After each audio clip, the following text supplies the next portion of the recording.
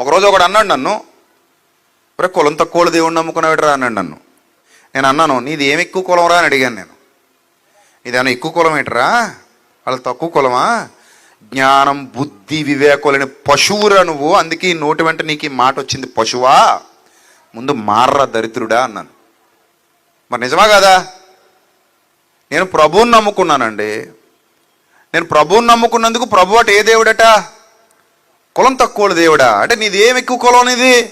ఒక రకంగా మాట్లాడితే ఆయన ఇంటర్నేషనల్ గాడ్, మరి ప్రపంచంలో అగ్రగామి అంటావు అమెరికా, ఆయన నమ్ముకుంది. మరి నువ్వేమంటావు దానికి? ఆస్ట్రేలియా, ఆయన నమ్ముకున్న వాళ్ళు ఎక్కువ, దానికేమంటావు? మరి న్యూజిలాండ్, లండన్, ఇప్పుడు ప్రపంచం అంతా, ఒక పేరు చెప్పడానికి లేదు నా దగ్గర, అన్ని దేశాల వాళ్ళు ప్రభుని ఆరాధిస్తున్నారు. ఇప్పుడు కులం తక్కువ దేవుడు నువ్వు ఏ మొహం పెట్టుకున్నావు దరిద్రుడా అని అడిగాను నేను. ఏ మొహం పెట్టుకడిగావు నువ్వు? ఏ మొహం పెట్టుకున్నావు? ఇప్పుడు అమెరికా వాడు $1 పడేయాడు అనుకో, కుక్కలా తీసేసుకుంటాడు, కుక్కలాగా. అక్కడ కొలవడ్డు రాదు నీకు ఆ $1 దగ్గర. అదే కొడుకుని అక్కడ చదువుకోవడానికి పంపిస్తాడు, ఎక్కడికి? అమెరికాకి. ఇక్కడ ఫ్లెక్స్ ఎడతాడు ఊరి చివరి పొలిమేర దగ్గర, అమెరికాలో ఎలగబెట్టి ఇండియాకి స్వదేశానికి వస్తున్న మా బిడ్డ గాడిద గుడ్డు శుభాకాంక్షలు. మరి అదేదది, మరి అమెరికా వాళ్ళు దేవుడు అన్నావు కదా ఇందాక, ఏదో వాగావు. మరి అమెరికాలో చదువుకుని వచ్చాడంటున్నా, మరి ఆ క్రైస్తవుల దగ్గర చదువుకుని వచ్చాడు, సిగ్గులేదా? తప్పిది. ఏ దేశం అయితే దేవుడికి దేశం ఏంటండి? అన్నానికి దేశం ఉంటుందా? ఉంటుందా? అన్నానికి కులం ఉంటుందా? అన్నానికి మతం ఉంటుందా? ఆకలికి ఉంటుందా? నీటికి ఉంటుందా? సూర్యుడికి ఉంటుందా? చంద్రుడికి ఉంటుందా? నక్షత్రాలకు ఉంటుందా? ఎండకి వానకి ఉంటుందా? మంచుకుంటుందా? దాని దేనికి లేదు. మనకుంది జబ్బు. అంటే జబ్బు ఎవరిలో ఉందంటే నీలో నాలో ఉంది. అర్థమైందా?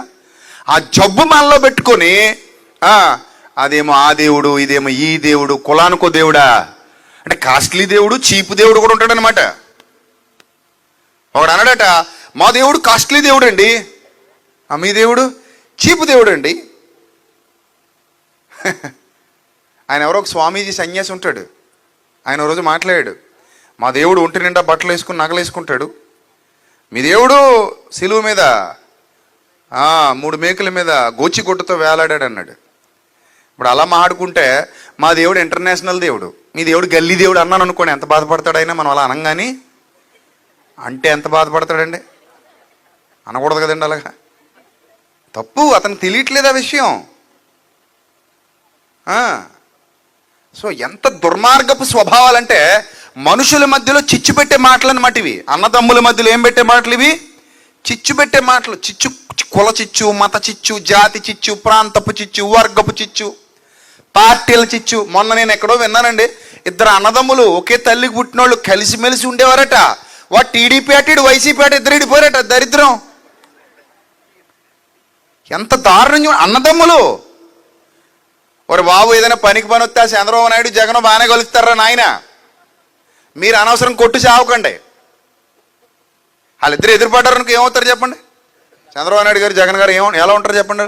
మొన్న రేవంత్ రెడ్డి గారు కేసీఆర్ని చూడడానికి వెళ్ళాడా వెళ్ళలేదా? వెళ్ళాడా? హాస్పిటల్కి వెళ్ళాడా? చక్కగా చూశాడా? కేసీఆర్ గారు ఏమన్నాడు? పోరా బయటికి అన్నాడా? ఏం చేశాడు? రండి రేవంత్ రెడ్డి గారు బాగున్నారా, రండి. కేటీఆర్ ఎలా తీసుకెళ్ళాడు రేవంత్ రెడ్డిని? భుజం మీద చెయ్యేసి రండి అన్నయ్య రండి అన్నట్టు తీసుకెళ్ళాడు. వాళ్ళందరూ బాగానే ఉంటారు, దౌర్భాగ్యులారు. మీరే కొట్టు చేస్తున్నారు అనవసరంగా. అన్నదమ్ములు కొట్టు చావడమేటండి పార్టీల కోసం? మీరిద్దరు అన్నదమ్ములు, తల్లికి పుట్టారు, చావైనా బతుకైనా మీరు ఇద్దరిది ఒకటే రక్తం, రక్తం మీద ఒకటే, కలిసిమెలిసి ఉండండి, కొట్టు చావకండి. ఈ పార్టీలు ఏళ్ళుంటే రేపు పోతాయి. ఏం మనం కూడిపెట్టవు శాశ్వతంగా. కానీ అమ్మ కడుపును పుట్టాం, ఒక తల్లి కడుపును పుట్టాం. అమ్మ ఎంత ఏడుస్తుంది అన్నదమ్ములు ఇద్దరు కొట్టు చేస్తున్నారంటే? అమ్మకి అది బాధే కదా, కడుపు కోతే కదా కదా. ఇప్పుడు నీ బిడ్డలు ఇద్దరు కొట్టు చేస్తున్నారంటే తండ్రిగా నువ్వు సంతోషించగలవా చెప్పు? పెద్దోడు చిన్నోడి మీద, చిన్నోడు పెద్దోడి మీద కత్తులేసి తిరుగుతున్నారంటే ఏ తండ్రి సంతోషిస్తాడు చెప్పండి? ఇక్కడ చెప్పండి, సంతోషిస్తారా మీరు? సంతోషించరు. మరి 20 ఏళ్ళు 30 ఏళ్ళు 40 ఏళ్ళు 50 ఏళ్ళు కలిసి ఉండి చచ్చిపోయి వెళ్ళిపోయే మనకే పిల్లల మీద అంత ప్రేమ ఉంటే పరలోకపు తండ్రి ఎంత బాధపడతాడయ్యా? పిల్లలందరూ కొట్టు చేస్తుంటే, మతాల పేరిట విడిపోయి, కులాల పేరిట విడిపోయి కొట్టు చేస్తుంటే ఎంత బాధపడతాడు ఆయన?